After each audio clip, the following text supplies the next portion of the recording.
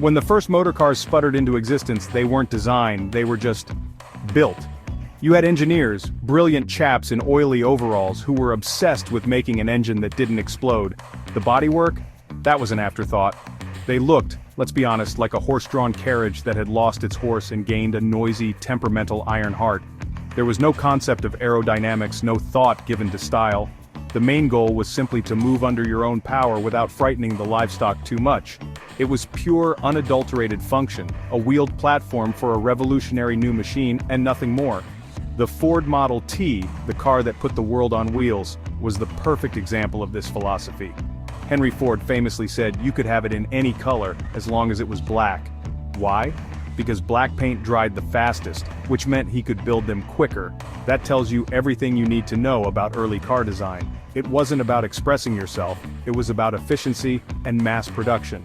The car was tall, it was boxy, and it was utterly devoid of what you might call flair.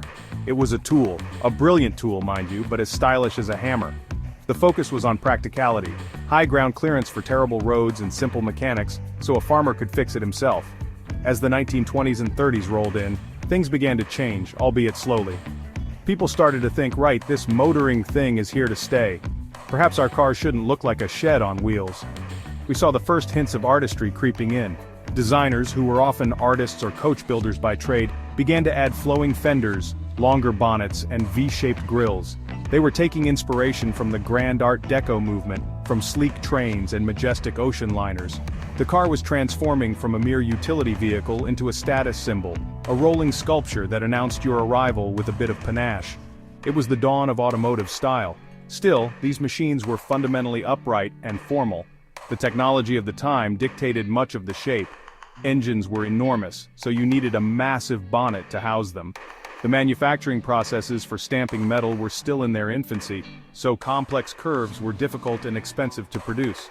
The transition from carriage to car was a gradual one, a slow melting of old-world construction with the burgeoning possibilities of the industrial age.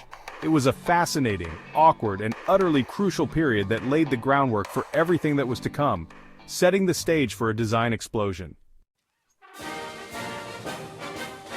And then came the 1950s. After the grim gray years of the war, America in particular decided it was time to celebrate. And how did they celebrate? With chrome, lots and lots of chrome, and fins, massive, sharp, glorious fins. The cars of this era were inspired by the jet age and the space race. Designers looked at fighter jets and rockets and thought, yes, I want my family saloon to look like it can break the sound barrier.